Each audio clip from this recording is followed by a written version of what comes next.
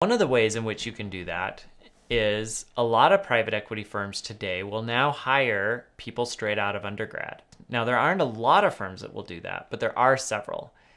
Funds like Summit and others that are worth taking a look at. Now, you have to be aware that what your job will entail is basically what we call smiling and dialing. It's basically a sales job, a very well paid sales job, but a sales job nonetheless, where your job will be to basically sit at the phone and call companies all day, every day, nonstop, and get as much information about that company as possible to identify whether or not it's an interesting acquisition target. It is not a glamorous job, and not one where you're building complex financial models and doing in-depth due diligence.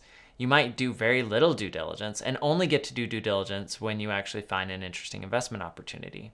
But it is a way to get into private equity without having to do investment banking. And if done well, it'll help you develop the skill of deal sourcing.